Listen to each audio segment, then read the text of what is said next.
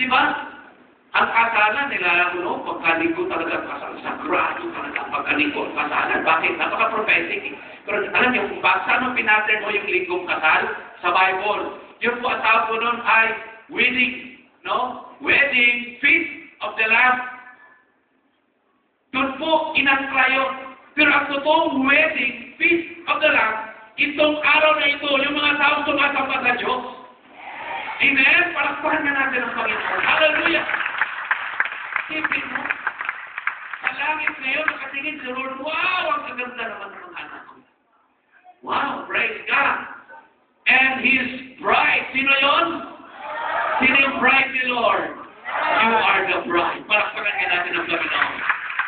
As prepared. Verse 12. You are the bride. Sa mata ng Panginoon, ngayong araw na ito, ikaw yung ikakasal sa Kanya. You are the bride. At darating ko yung pinakatakdang araw talaga na magkakaroon talaga ng isang malaking celebration sa kanan ng Diyos.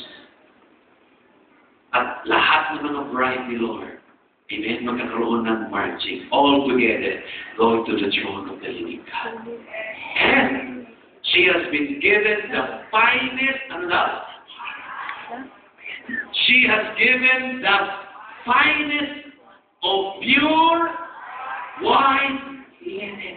Sa mata ng Panginoon, ikaw ay balot ng kaputian.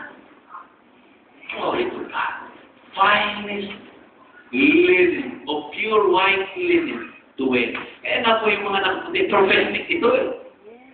Prophetic ito. Ngayon ko lang naintindihan kung bakit si Benny Hinn laging nakaputi. Hindi na ako. Doon nakita niya si Benny Hinn, dahil sa video, he's always wearing white. Talaga. Nalala ko nung nandun kami sa Singapore, kasama ko yung mga ilang workers natin. Ganyan lang tayo siguro. Halos yun ang kalayuan.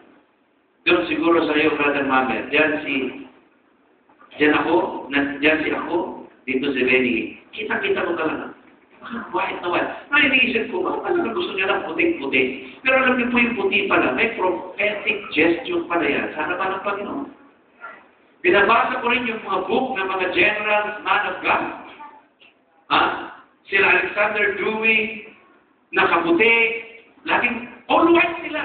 Sila ni Woodworth Ether, na great evangelist, women, great evangelist of God ng 1800s, lagi rin nakaputi. Sila Kenneth Coleman, lagi rin nakaputi.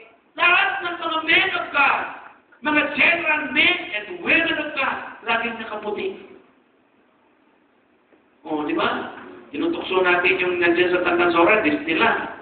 Pero pag pumasok ka sa kanila, lahat sila nakaputi. Pag pumasok sila dito sa sinihan, wow! Kauri din pala natin ito, mga nakaputi din. Because of that, Pastor, si Lord naman nakatingin sa puso, wala yan sa napalabas. Alam niyo po, mga kapatid, pakinggan ko ito, para maging balanse po yan. Pag ang puso mo tama din pananganin. Hindi pwedeng iwala yun. E pagka sinabi mo si Lord nakatingin niya sa puso, siyempre, kita niya sa labas yan. Hindi pwedeng wala sa labas, tama sa loob. Kasi yung loob nasi-check sa labas. Amen ba yun? Amen ba yun? Ano naman, Pastor, kung puti-puti ka, kulong naman ang puso mo, ay hindi mo na problema yun. Si Lord nang nakakaalam nun. Amen ba yun? Ano naman, Pastor, puti ka sa labas, may problema naman sa loob. Hindi na natin problema yun. Amen? Basta ang mahalaga ngayon, kung sino ang katuwaan ng Diyos sa akin, kung sino ang kalulugdan ng Diyos sa akin, at ang kinalulugdan ng Diyos ay yung taong naniniwala at sumasamba sa Kanya. Sino kaya yun? Amen? Praise God! Hallelujah! Hallelujah!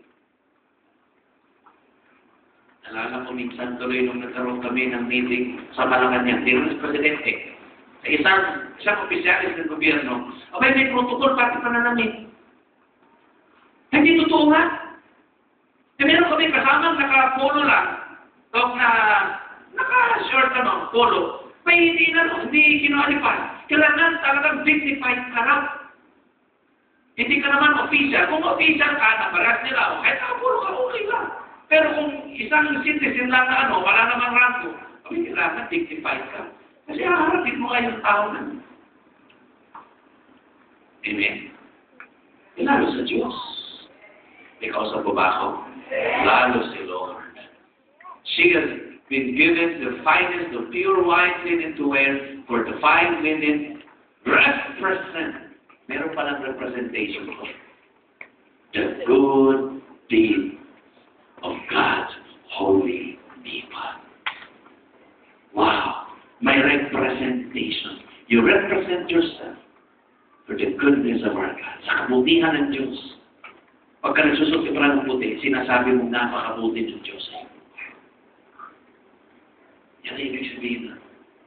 Kaya nga po, I encourage you, brethren, brothers and sisters, buong buwan ng Agosto, hanggang sa grand anniversary na gagawin mo natin sa September 2. Grand anniversary po yun. Lahat ng mga nandito ngayon, bumili na kayo ng puti.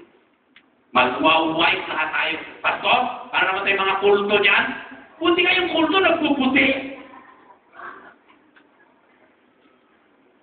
May kausap ba? Ikaw yung totoo, pag hindi mo gawin yun. May kausap ba ako nun? Sabi mo nga sa katabi mo, ngayon pa lang naintindihan. Buti pa si kulto, puting-puti. Ikaw, yung totoo, pag hindi mo gawin.